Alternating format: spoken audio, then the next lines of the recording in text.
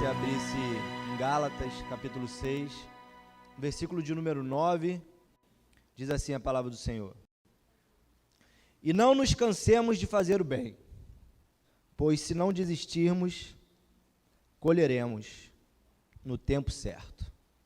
Amém? Vamos orar. O livro de Gálatas, Paulo está escrevendo para essas igrejas da região da Galácia, e ele escreve para reafirmar e defender novamente uma verdade ao qual ele tinha já pregado para essa igreja. E eu escolhi esse texto por ser meu preferido, e escolhi essa figura de Paulo para comparar com a figura do pastor Álvaro nessa igreja, e a igreja da Galácia para comparar com a igreja de Queimados, ao qual ele foi enviado há tanto tempo.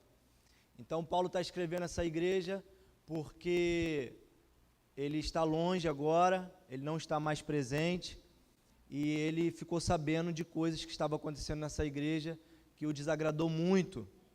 E a principal dessas coisas é que aquelas pessoas ao qual ele tinha evangelizado, apresentado Cristo, eles estavam aceitando outras coisas e deixando Cristo e a sua suficiência de lado. Paulo está escrevendo aos Gálatas para reafirmar uma verdade: Cristo é suficiente, porque aquelas pessoas estavam sendo rodeadas dos judaizantes, que eram cristãos judeus, que não acreditavam somente na suficiência de Cristo para a salvação, mas acreditavam que teria que ser colocado coisas junto com Cristo para que pudesse ser alcançada a salvação. O pastor Álvaro veio há tanto tempo para cá também, e sempre no seu discurso, desde o começo até agora, pregando fielmente a palavra de Deus, ele afirma desse púlpito, e nós afirmamos desse púlpito, que Cristo é suficiente e único para nos alcançar e nos salvar. E aqueles homens estavam dizendo que aquelas pessoas da Galácia teriam que obedecer os preceitos da lei de Moisés para também, junto com Cristo, serem salvas. A saber, guardar o sábado, a saber, sobre dias especiais, a saber, sobre ofertas especiais. E nós afirmamos aqui, depois de tanto tempo, que Cristo é sim o suficiente para a nossa salvação. É como se o pastor Álvaro tivesse pregado aqui e sido ordenado, sei lá, bispo. Paulo era uma espécie aqui de bispo, né, era um apóstolo, um supervisor da obra de Deus. E o pastor Álvaro tivesse sido ordenado a bispo e ido lá para... Agora acho que a igreja está gostando de montanha, né, pastor? Ido lá para Miguel Pereira, morar lá, e ficasse sabendo que a igreja de Queimados, que ele implantou com tanto carinho, agora estava aceitando coisas diferentes daquilo que ele pregou, e ele escrevesse uma carta para a gente, acho que carta não seria hoje, né? Mandasse um e-mail, ou mandasse uma mensagem, um vídeo no Telegram, ou mandasse um WhatsApp, e falasse: o que vocês estão fazendo aí, gente? Pessoal, ei, Cristo é suficiente ainda até hoje, amém, meus irmãos? Então Paulo escreve essa igreja para demonstrar que em Cristo nós fomos justificados. E ser justificado, quem tem uma dívida aqui? Quem está devendo alguma coisa aí? Ninguém está devendo nada? Ser justificado por Cristo é ser perdoado de uma dívida. Imagina agora se o banco te ligasse, ou se o seu credor te ligasse, ou se o seu amigo que você está devendo te ligasse e falasse assim: ó, está perdoado, está justificado. Você está lá no tribunal da condenação, você está endividado. E Paulo está escrevendo assim, ó: você foi justificado por causa de Cristo. Eu fui justificado por causa de Cristo. E você também, você está perdoado. É como se Deus olhasse para cada um de nós e Ele enxergasse Cristo em cada um de nós. E por causa de Cristo, você foi justificado. Não é maravilhoso isso?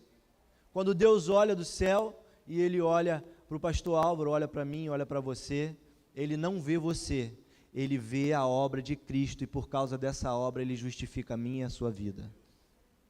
É isso que Paulo estava escrevendo aos Gálatas. Vocês não precisam guardar dias, vocês não precisam comer certos alimentos, ou deixar de comer certos alimentos, porque isso não justifica vocês. O que justifica vocês é o Senhor Jesus Cristo. Apenas isso. E ele escreve também para dizer que nós fomos em Cristo adotados, porque ele fala: vocês seguiam um curso desse mundo, sem pai, sem mãe, sem eira e sem beira, mas Deus adotou vocês como filho por causa do amor do Filho dele. Isso é maravilhoso. Para quem teve experiências maravilhosas com seu papai, como o Paulinho falou, Daniel com o pastor Álvaro, isso é natural de se entender. Para quem não teve experiências boas com seus pais, eu não tive essa oportunidade, meu pai morreu, eu era bem novo, mas nós fomos adotados pelo Pai Celestial. E nós temos um Pai ao qual nós podemos nos reportar. Nós temos um Pai ao qual nós podemos nos garantir. Nós temos um Pai ao qual pode nos defender. E é isso que Paulo está dizendo aqui. Ei, vocês foram adotados por Deus por causa de Jesus. Não foi por causa de leis, porque ela não pode fazer isso por vocês. Não foi por causa de costumes, porque os costumes são quebrados. Não foi por causa da obediência à lei, porque vocês são desobedientes. Mas por causa da obediência a Cristo, vocês foram adotados. E vocês têm um Pai, vocês não estão sozinhos. É isso que Paulo está falando aqui. E além disso, vocês foram renovados. Porque a sua identidade foi trocada. Antes vocês eram escravos. Agora vocês são livres. Vocês receberam uma identidade e nela está escrito filho e filha de Deus, livres para viver uma vida liberta de todo pecado, de toda desobediência. Pois bem, chega no capítulo 5, Paulo fala justamente sobre isso, sobre a liberdade cristã. No versículo 1 do capítulo 5, você não precisa abrir, se quiser abrir pode, diz assim: para a liberdade foi que Cristo nos libertou. Portanto, permanecei firmes e não vos sujeiteis novamente a um jugo de escravidão. E aí eu faço uma pergunta aqui. Nós somos verdadeiramente livres? Sabe por que essa pergunta é perspicaz? Porque muitas vezes acusam os cristãos e muitas vezes nós mesmos colocamos em dúvida a nossa liberdade. Porque nos acusam de sermos presos a uma religião ao qual não podemos fazer nada. Não pode fazer isso, não pode fazer aquilo, não pode fazer... Você é crente? Então não pode fazer isso. Você é cristão? Então não pode fazer aquilo outro. Mas se Cristo nos libertou e somos livres, que liberdade é essa que nós temos que muitas vezes nós não entendemos? Porque na sociedade, parece que quem é livre é aquele que faz o que quer. Mas, de maneira bíblica, de maneira cristã, ser livre é justamente o contrário. Ser livre é ter poder para fazer ou não fazer aquilo que quer. Porque uma pessoa que faz tudo o que quer, ela se configura como não sendo livre. Porque é escravo da sua própria vontade. Porque se eu faço... Irmãos, eu e você queremos fazer coisas que não coadunam com a palavra de Deus. É só eu que quero fazer coisas que não coadunam com a palavra de Deus? Ou você também parece comigo e quer? Só que eu sou livre quando eu tenho liberdade para rejeitar aquilo que não se deve fazer. Porque muitos, dizendo ser livres, estão presos a amarras que não conseguem se libertar. Mas Cristo nos libertou para escolher o certo e o errado. E pelo poder do Espírito Santo, nós escolhemos fazer o certo. Muitas vezes não conseguimos. E quem nos garante de novo é Cristo Jesus. Porque ser livre não é fazer o que quer. Ser livre é conseguir não se inclinar para a vontade da carne, que ele vai falar muito bem aqui, os frutos do Espírito e os frutos da carne, que é conseguir andar pelo Espírito e não satisfazer a vontade da carne. Irmãos, nós temos muitas vontades. Às vezes nós temos vontade de agredir alguém. Você já teve vontade de agredir alguém? Eu já.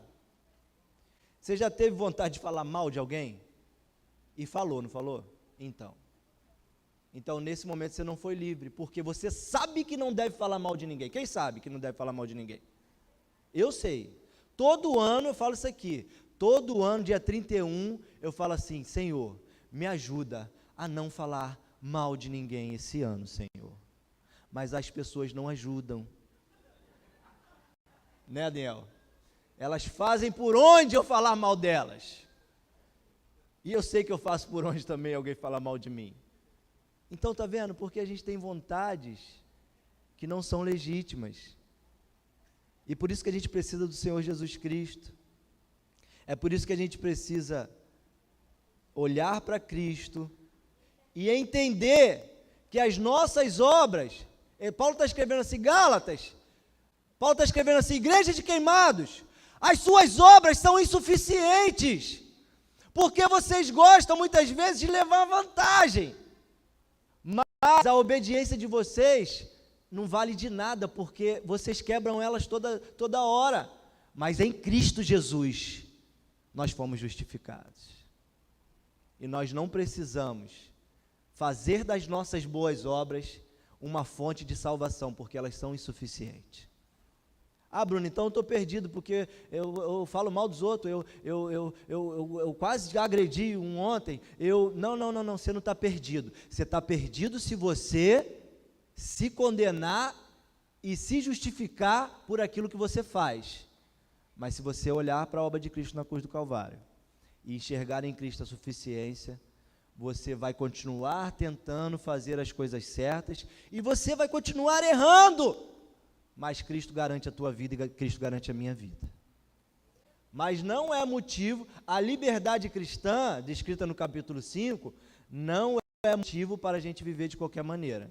Porque se você, então Cristo me libertou, então o Bruno falou que eu não vou conseguir mesmo, e agora então Cristo é suficiente e eu vou viver de qualquer maneira. Se você viver assim, realmente você não está acreditando que Cristo é o suficiente, porque a suficiência dele nos transforma, nos renova, nos regenera para viver em novidade de vida, para viver tentando todo dia acertar, para viver como a Mônica falou aqui do pastor Álvaro, de noite o pastor Álvaro se pegasse o pescoço daquele que... mas de manhã ele já está de novo regenerado e está vivendo uma nova vida, caminhando com Jesus, porque Cristo é suficiente.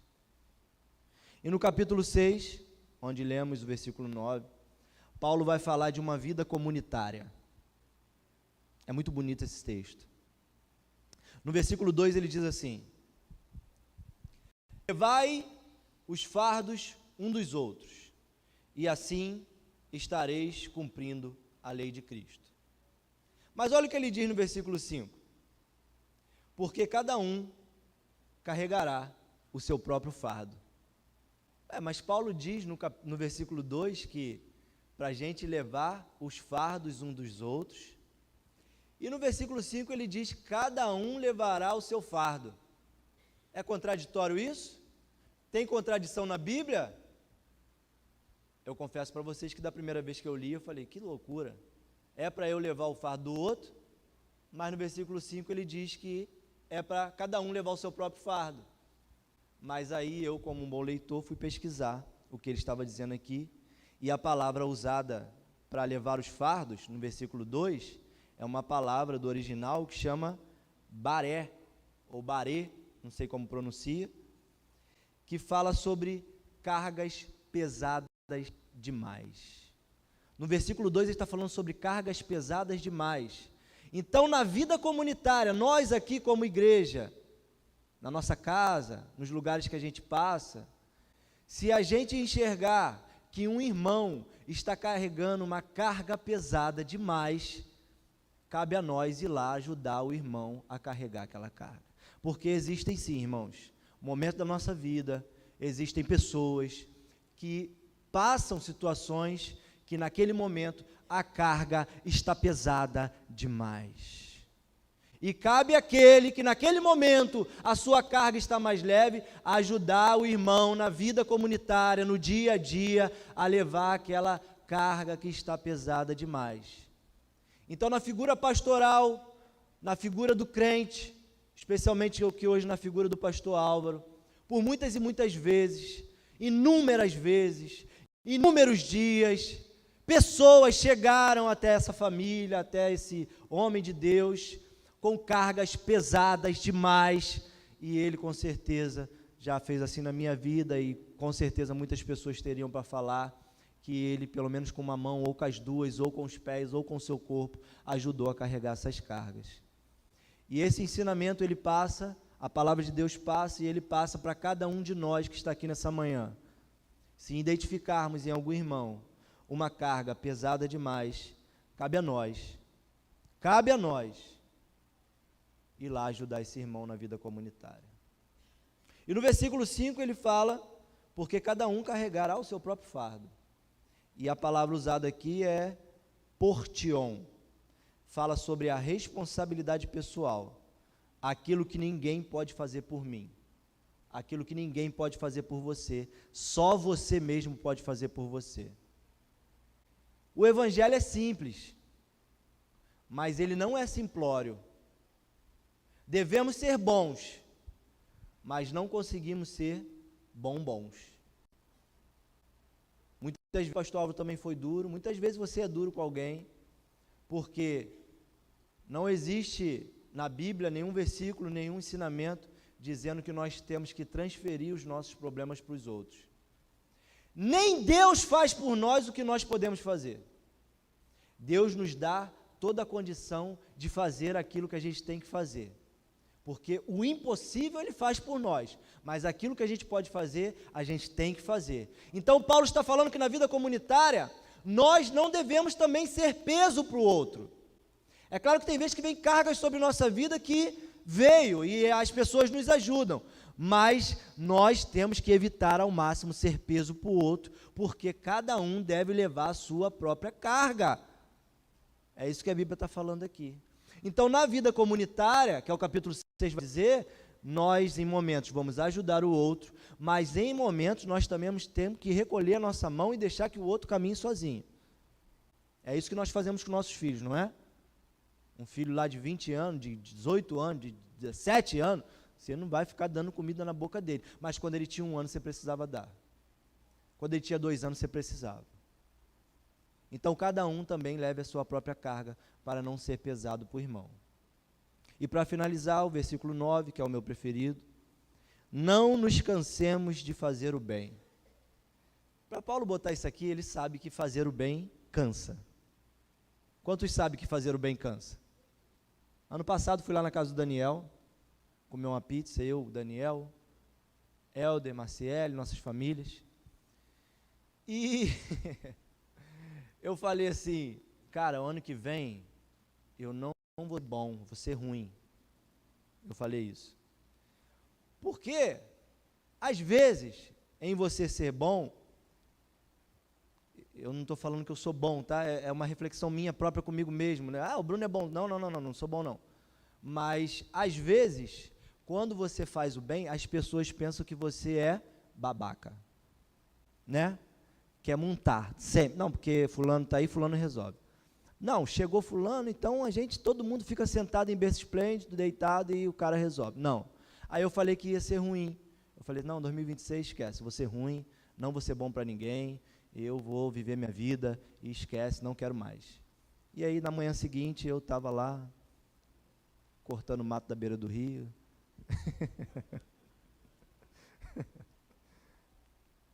Mas a gente cansa, porque fazer o bem cansa. E por que Paulo está falando aqui, não nos cansemos de fazer o bem. Porque uma característica natural do ser humano é cansar. A gente cansa, gente. Um dia de trabalho faz o que com a gente? Cansa. Fazer algo exaustivo, correr, treinar, cansa. Até passear cansa. Cansa ou não cansa? Você fica lá 15 dias fora da sua casa.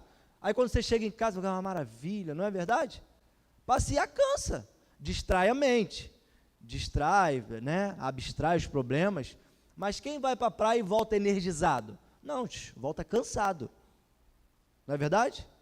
Para qualquer lugar, você dirige longas horas, você cansa, você se distrai, você se energiza com com as coisas boas, você comeu uma comida boa, você teve companhias boas, você foi em lugares maravilhosos, você viu paisagem, tirou foto, se divertiu, mas cansou. E como assim não cansar? Paulo está falando para não cansar. Se até passear cansa, como é que fazer o bem não vamos cansar? Paulo está falando aqui não é do cansaço físico, porque você pode cansar, tá? Fala para o irmão que está ao seu lado, você pode cansar. Mas Paulo está dizendo aqui para nós, nessa manhã, para você não desistir. O cansaço aqui tem sentido de desistir. Não desista de fazer o bem. Não pare de fazer o bem. Quando a gente cansa, o que a gente faz? A gente descansa. Ah, você foi para a praia, cansou, aí você vai desistir, você não vai nunca mais para a praia. É isso? Você foi para o shopping, passou o dia todo lá, cansou. Aí agora, esse tal de shopping, esquece, não quero mais. Esse tal de lago lá, Miguel Pereira, passei o dia inteiro lá, cansei, não vou mais. É assim que a gente faz? É? Tem gente que cansa até de comer, come tanto que no final vai assim, ó, quem já fez isso? Hotel Fazenda, lugar assim. Aí você falou assim, cansei de comer, não como mais. É isso que a gente faz? Não. Mas na igreja a gente tem esse costume. Ah, fiz tanto, fiz pelo aquele lugar, desisto. É sobre isso que Paulo está falando aqui. Para a gente, mesmo quando cansar, ao invés da gente desistir, a gente apenas descansar. A gente apenas tirar um dia para ficar em casa, descalço, de blusa, se for nesse calor, no ar-condicionado, ou no chuveirão do quintal, ou na piscina, ou na mangueira, ou na água do poço. Lá na minha mãe tem uma água do poço gelada demais. A gente liga a bomba, ela vem na mangueira muito geladinha. Descansar, mas não desistir. Por quê? Tem uma promessa nesse versículo. Porque colheremos se não desanimarmos. Então, se a gente perseverar em fazer o bem, mesmo quando estiver cansado, e não desistir, existe uma promessa sobre a minha e sobre a sua vida, que nós colheremos se não desanimarmos. Então, a gratidão hoje, nessa manhã, por Jesus Cristo, que o Senhor, apesar de ter cansado muitas vezes, apesar de ter pensado em desistir muitas vezes, o Senhor não cansou a ponto de desistir. E essa igreja, minha família, todas as famílias aqui que passaram por aqui, somos gratos a Jesus Cristo, porque apesar de tudo, o Senhor não desistiu. E o meu desejo para essa igreja é que nós não desistamos de fazer o bem, porque nós colheremos. Assim como o pastor Alvo está colhendo hoje, e você já colheu muita coisa na sua vida, eu também, para que a gente continue colhendo o bem do Senhor, se não desistirmos. Amém?